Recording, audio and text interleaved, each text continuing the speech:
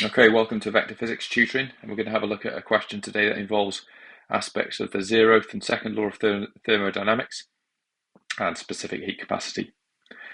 Right, so here's the question, and the first thing to note is that we've got two blocks, aluminium and brass. They've got different masses. This one is at 85 degrees C, this one's at 50 degrees C. Okay, so two different temperatures. The whole thing, the whole set, the blocks are surrounded by a thermal insulating layer, which is intended to stop heat transfer to the surroundings, so heat transfer out of the system. So you could say this is a closed system. So what's going to happen? Well, because the blocks are at different temperatures, heat is going to flow between them. So heat will always flow from an object with a higher temperature to an object with a lower temperature. So heat is going to flow this way. And that's going to happen, or as that happens, the temperature of this one will decrease and the temperature of this block will increase. Okay? Or another way of saying that is that the internal energy of this block here will decrease and the internal energy of this block will increase. All right? As a result of heat flow. So let's just rub all that out. Right, so the first thing it asks us is what is meant by heat? So heat is energy transfer, so it's the energy transfer due to a difference, it's due to a difference in temperature, okay? So because we've got a higher temperature here, lower temperature here, heat's going to flow this way. Energy is going to be transferred from the aluminium block to the brass block due to the difference in temperature. Okay, and then the question asks us, well, what's going to happen to the rate of that heat transfer as the process goes on?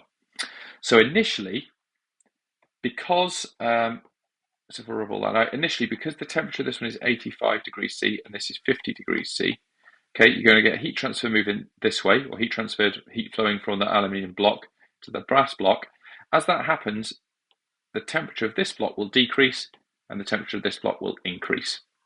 So this block might drop down to, say, 83 degrees C, and this one will rise up to a higher temperature. And that basically means that initially the temperature difference is 35 degrees C. And as soon as heat starts to flow, that temperature difference is going to drop. It's going to decrease to something lower. It's going to decrease initially to 34 and 33 and so on. Okay, it's going to drop. As that temperature difference drops, that means the rate of heat transfer will also decrease. Okay, because the rate of heat transfer depends on a number of things, but one of the things it depends on is the difference in temperature between the two objects. Okay, so what's going to happen? Well, initially, the rate of heat transfer is greatest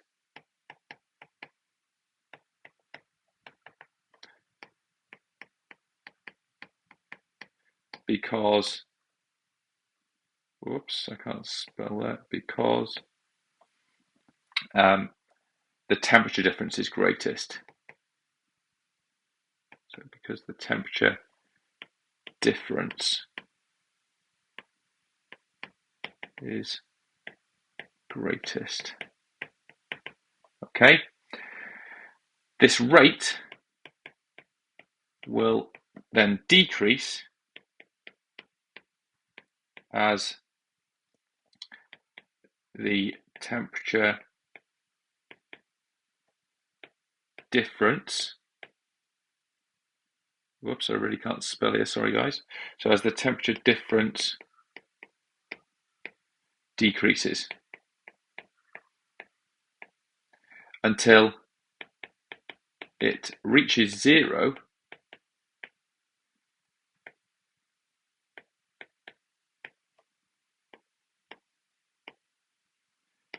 when thermal equilibrium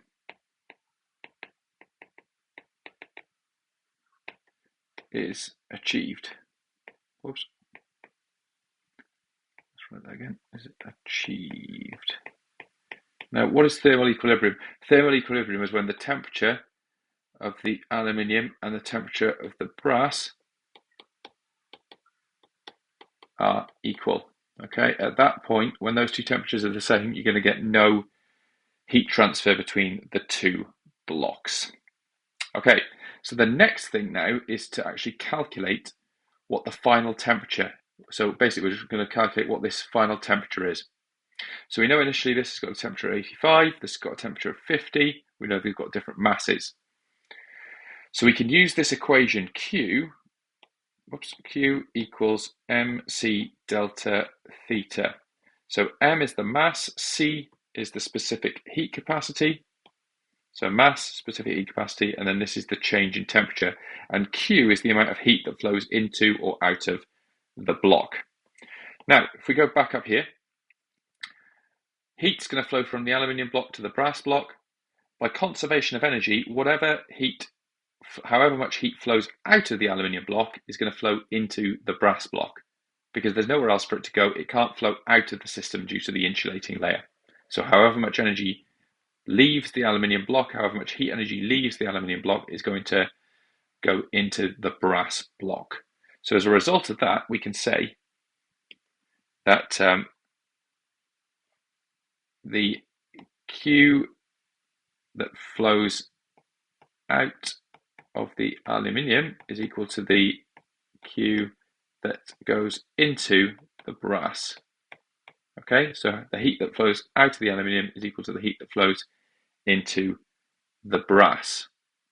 Okay, now that allows us then to set up an equation, because we can substitute this into here. Okay, so the mass, so what we can say is the mass of the aluminium multiplied by the specific heat capacity of the aluminium is equal, what am I talking about? Multiplied by the change in temperature of the aluminium is equal to the mass of the brass, if I just call that MB, multiplied by the specific heat capacity of the brass, multiplied by the change in temperature of the brass. So we can start putting some numbers in.